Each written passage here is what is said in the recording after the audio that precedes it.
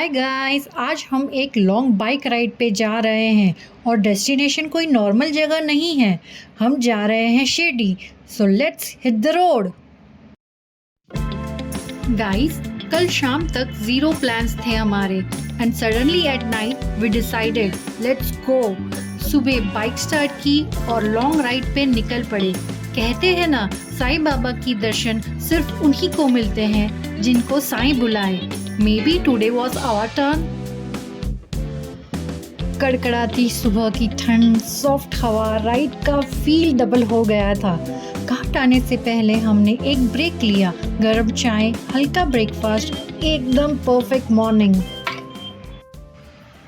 चाय और ब्रेकफास्ट के बाद हम फिर से राइड पे निकल पड़े।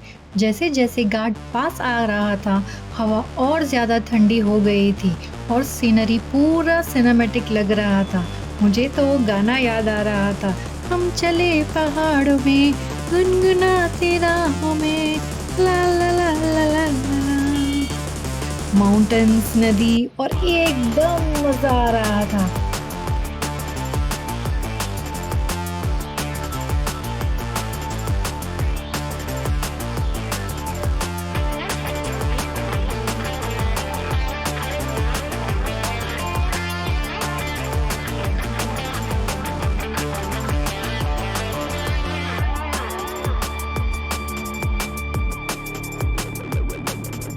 बस गाइस, शिरडी आ ही गया। ये 5 घंटे की खूबसूरत लॉन्ग राइड वक्त का पता ही नहीं चला। सफ़र भी यादगार एंड डेस्टिनेशन भी डिवाइन।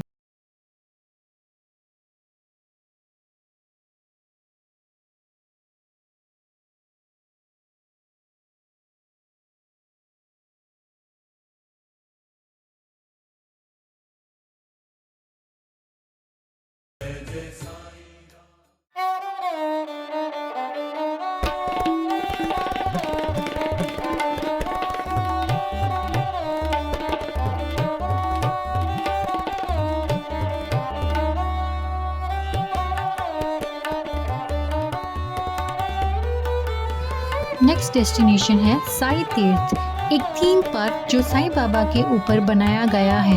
यहाँ बहुत सारे शोज, 5D एक्सपीरियंस और उनकी कहानी को एक्सप्लोर करने का अलग ही मज़ा है।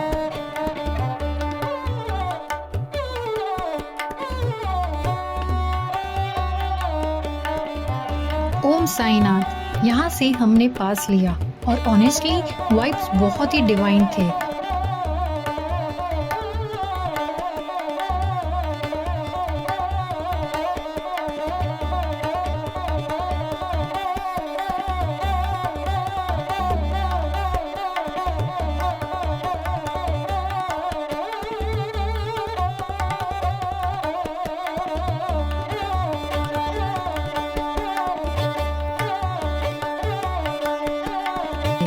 अंदर एंट्री के बाद एक्सपीरियंस एक शॉर्ट फिल्म सबका मालिक एक से शुरू होता है। प्योरली साईं बाबा पर आधारित फिल्म थी।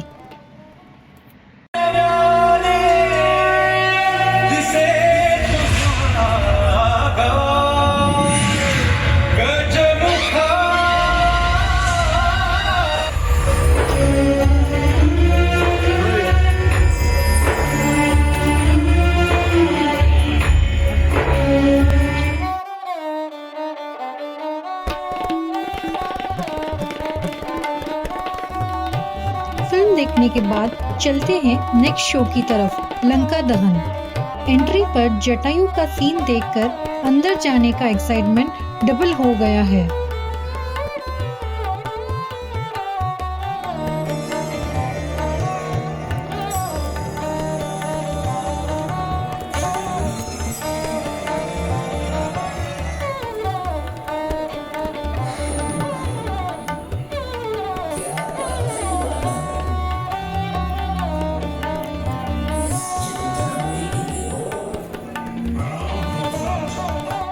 लंका दहन के बाद हम आए हैं द्वारका माई और ऑनेस्टली लंका दहन देखने के बाद मेरी एक्सपेक्टेशन और भी बढ़ गई हैं। तो चलो चले अंदर।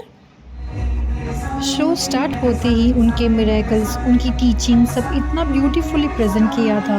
मुझे तो साईं बाबा की एंट्री सबसे ज़्यादा मनमोहक लगी।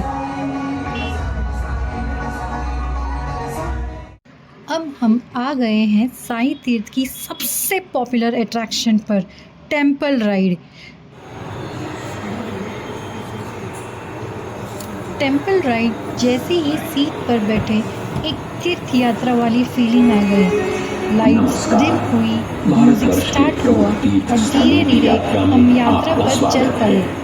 आज हम उन अद्भुत मंदिरों का दर्शन करने जा रहे हैं जिनका निर्माण आज से सदियों पहले हमारे पूर्वजों ने किया था। तो आइए इस यात्रा का प्रारंभ महानगरी मुंबई से करते हैं। पूरे देश से यहाँ लोग आते हैं और ये नगरी किसी को नाराज नहीं करती।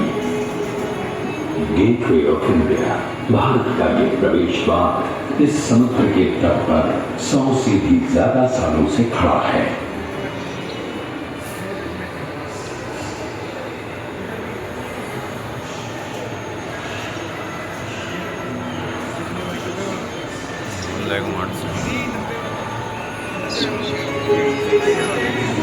यहाँ के जो प्रमुख मंदिर हैं उनमें से एक है श्री गणेश जी का श्री सिद्धि विनायक मंदिर। तो पहले दर्शन करते हैं श्री गणेश जी के और दर्शन करने के साथ ही साथ ले लेते हैं गणपति बाप्पा का आशीर्वाद भी। इस मंदिर का निर्माण श्रीमती देवबाई पाटिल ने 16 नवंबर सन 1801 में करवाया था। ये मंदिर और ये देवता यहाँ आने वाले किसी भी श्रद्धालु को निराश नहीं करते और सबकी मनोकामना पूरी करते हैं।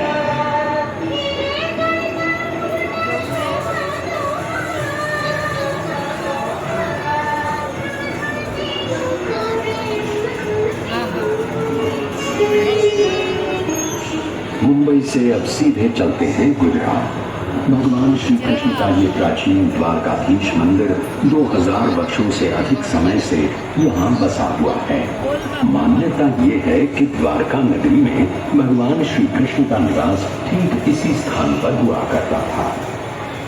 गोमती नदी के किनारे बसे इस मंदिर के 2 द्वार हैं, मोक्ष द्वार और स्वर्ग द्वार।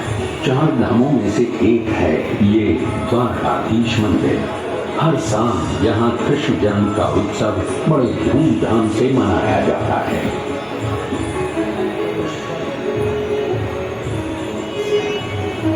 अब हमारी यात्रा नर्मदा के उस पार उत्तर दिशा में होगी।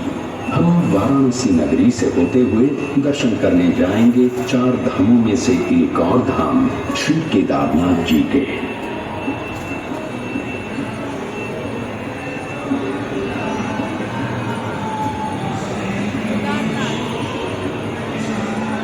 केदारनाथ शिव जी का मंदिर है। इसे खुद पांडवों ने बसाया था ऐसा माना जाता है। आज का जो मंदिर है उसकी रचना 1200 साल पुरानी है। इस मंदिर के द्वार हर साल केवल अक्षय तृतीया से कार्तिक पूर्णिमा तक यानी लगभग 6 महीने खुले रहते हैं।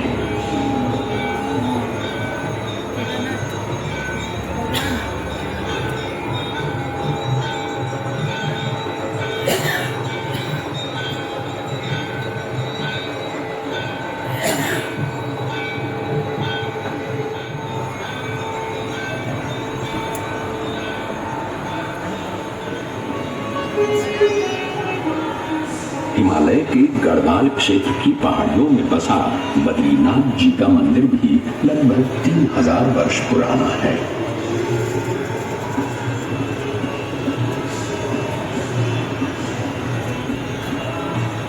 भगवान विष्णु के इस मंदिर का उल्लेख महाभारत, भागवत पुराण, पद्म पुराण इन सभी ग्रंथों में पाया जाता है। तो आइए दर्शन करते हैं श्री बद्रीनाथ जी के।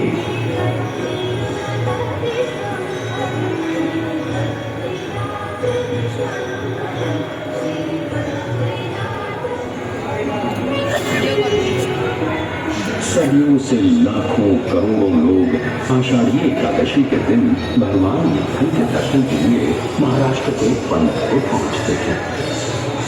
भगवान विठ्ठल की इस वारी को कौन नहीं जानता।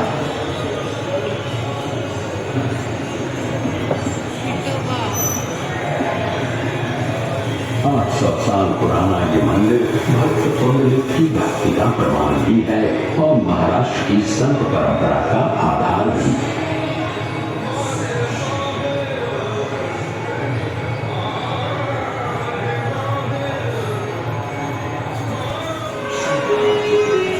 आंध्र प्रदेश के चित्तूर की ये पहाड़ियां हमें पहुंचाएंगी भारत के सबसे प्रसिद्ध मंदिर तिरुपति बालाजी के दर्शन के लिए। 1700 साल पुराना ये मंदिर हमारे प्राचीनतम मंदिरों में से एक है। इस मंदिर में संस्कृत, तेलुगु, तमिल और कन्नड़ भाषाओं में इतिहास बताने वाले 640 शिलालेख हैं और 70,000 से भी अधिक भक्त यहाँ प्रतिदिन श्री बालाजी का दर्शन करने आते हैं। तो आइए हम भी श्री बालाजी के दर्शन करके उनका आशीर्वाद प्राप्त करते हैं। अब इस तीर्थ यात्रा के समापन का समय आ गया है, पर इसे समाप्त करने से पहले चलते हैं शेर और ले लेते हैं साईं बाबा का आशीर्वाद। यदि वो 100 साल यात्रा समाप्त होते होते जो फीलिंग आ रही है ना, वो मैं बयान नहीं कर सकती। एक ही बात फिर से कहूँगी, the whole experience was truly amazing.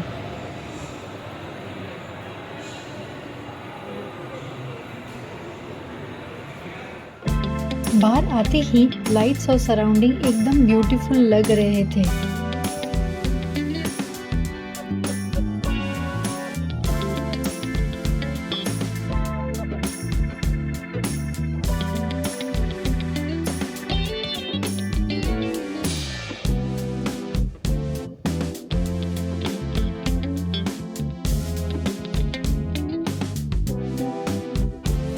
फिर हम चले 5D शो कालिया मर्दन के लिए।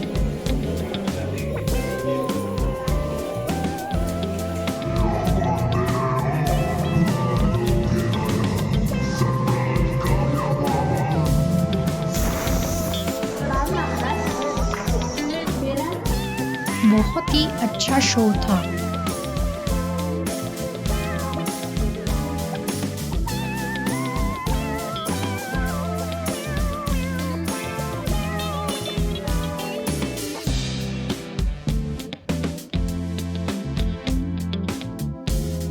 बाहर आते ही हमने यहाँ पे देखा अलग अलग राज्यों से आर्ट पीसेस, साड़ी और बहुत सारी ट्रेडिशनल चीज़ें मिलती हैं।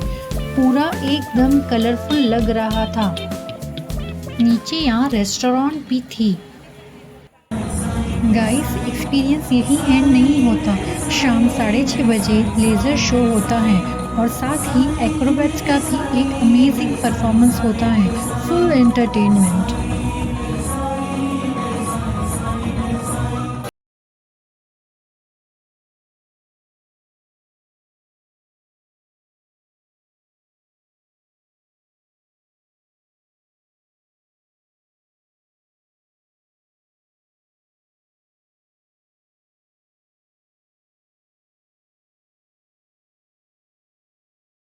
लास्ट में साईं पालकी से बेटर मोमेंट हो ही नहीं सकता था। सच बोलूं तो आज ऐसा लग रहा है जैसे साईं बाबा ने खुद दर्शन दिए हो। ये यात्रा हमेशा याद रहेगी। ओम साई राम।